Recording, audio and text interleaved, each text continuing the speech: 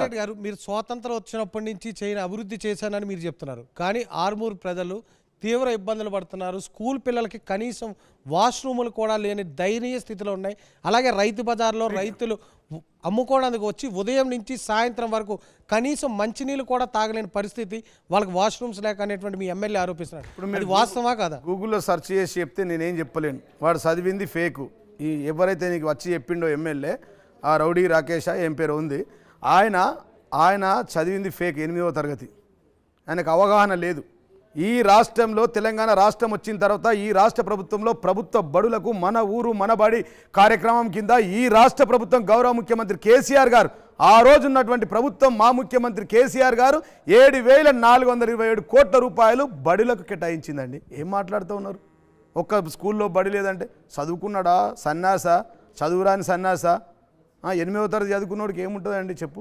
ఆయన చదివింది 8వ తరగతి, చేస్తున్నది స్మగ్లింగు, నరహంతకుడు, రైతు బజార్ పరిస్థితి, డ్రగ్గిస్ట్, సైకో. వాడు మాట్లాడిన మాటలు చూస్తూ ఉంటే ఒక సైకోలాగా మాట్లాడుతుండు. మీరు చూడండి, అబ్నార్మల్గా మాట్లాడతాడు. మీ అన్సెన్సార్లో చూసిన అబ్నార్మల్ పనులు కొరకడము, ప్రజాస్వామ్యమా, రాజ్యాంగమా? 33 సంవత్సరాలు ఎక్కడ పోయిందండి నీ రాజ్యాంగం? ముసలైనకు వచ్చినావు, 57 ఏళ్ళకి వచ్చినావు. 57 ఏళ్ళకు నువ్వు ఈ ప్రాంతంలో పుట్టి 57 ఏళ్ళు అయింది. నీ కన్న గ్రామానికి ఏం చేసినావు? నీ కన్న గ్రామంలో నిన్ను చెట్టు గట్టేసి కొట్టిరు. అదే అంకాపూర్ గ్రామంలో. అంకాపూర్ ఆదర్శ గ్రామం. ఆయనను బడులు లేవు, బడులలో బాత్రూమ్ లేవంటే మరి ఎక్కడ పోతున్నారు పిల్లలందరూ? బాత్రూమ్ లేవా? బాత్రూమ్లు అక్కడ లేవు, తక్కువ ఉన్నాయచ్చు. బాత్రూమ్ లేవు, అసలు ఇక వ్యవస్థనే లేదు, ప్రజాస్వామ్యమే లేదు, రాజ్యాంగమే లేదంటే ఎట్లా అండి? నీ సొంత గ్రామం అంకాపూర్ గ్రామం ఆదర్శ గ్రామం. గంజాయి వనంలో తులసి వనంలో గంజాయి మొక్కలాగా పుట్టిండు అక్కడ, ఎర్రచందనం మొక్కలాగా ఈయన ఆ ఊర్లో ప్రసాద్ గారు మీరు నమ్మరు, ఒక చెట్టు గట్టేసి కొట్టారండి వీడిని. ఇట్లా ఒక చెట్టు గట్టేసి ఊరంతా కొట్టి ఊరు బహిష్కరించారు. కుల బహిష్కరణ ఉంది ఇప్పటికీ ఆయనకు, ఊర్లో కుల బహిష్కరణ ఉంది. ఆయన వచ్చి నా మీద మాట్లాడతాడు. 23 సంవత్సరాల ఉద్యమ చరిత్ర నాది.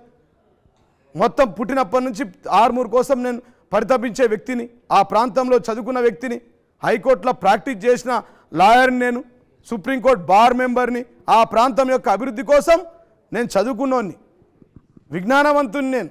ప్రజలకు తెలుసు. మరి ప్రజలు ఎందుకు జే ట్యాక్స్ కట్టేవారు? మీరు ఎమ్మెల్యేగా ఉన్నంత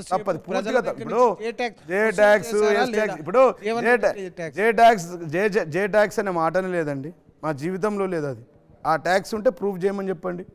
దానికి చట్టం ఉంది కదా. ఎక్కడైనా ఇల్లీగల్ ఎవరిని ఉంటే మాట్లాడచ్చు కదా. ఇప్పుడు మీరు అన్ని బయట పెడతా ఉన్నారు కదా, ఈ మాట మాట్లాడండి, ఆ మాట మాట్లాడండి, దానికి కూడా ప్రూఫ్ ఉంటుంది కదా. జే ట్యాక్స్ లేదు, ఏ ట్యాక్స్ లేదు. మేము ప్రజల కోసం పరితపించే వ్యక్తం. ప్రజలకు దండం పెట్టి కడుపులో తలకాయ పెట్టి 2 సార్లు ఆశీర్వదించమన్నాం.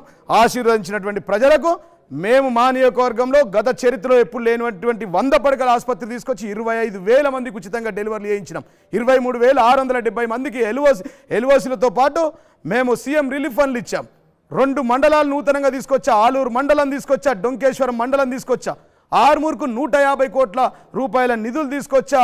ఆర్మూర్లో 100 పడకల ఆసుపత్రిలో డయాలసిస్ సెంటర్ తెచ్చా. నేను తెచ్చిన దాంట్లో 10 పైసలు తెచ్చే రమ్మనండి. ఇలా కేంద్ర ప్రభుత్వంలో వాళ్ళ ప్రభుత్వం ఉంది కదా, ఆ ప్రాంతంలో ఎమ్మెల్యే ఉన్నాడు కదా. ఈ ప్రాంతంలో మా ప్రాంతంలో ఇట్లాంటి ఎమ్మెల్యే రావడం మా ప్రజల దురదృష్టకరం.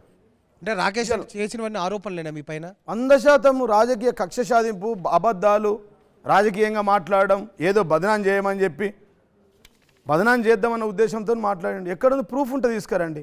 హత్య రాజకీయాలు ఎక్కడ హత్య ఉందండి? కొట్టిన దాడిని చేస్తే కేసులు ఉంటాయి కదండి, వీడియోలు ఉంటాయి కదండి. రోడ్డు మీద బండి యాక్సిడెంట్ చేస్తే 10 మంది వీడియోలు తీసి ట్విట్టర్లో, ఫేస్బుక్లో పెట్టే కాలం, సోషల్ మీడియా కాలం, వేలాది మంది రోడ్లు తిరిగే కాలం. ఎవడన్నా ఏమన్నా ఊకుంటారా అండి? మరిన్ని వీడియోస్ కోసం ఛానల్ ని సబ్స్క్రైబ్ చేయండి. లేటెస్ట్ అప్డేట్స్ కోసం వాట్సాప్ ఛానల్ ని ఫాలో చేయండి. అండ్ లింక్ డిస్క్రిప్షన్ లో ఉంది.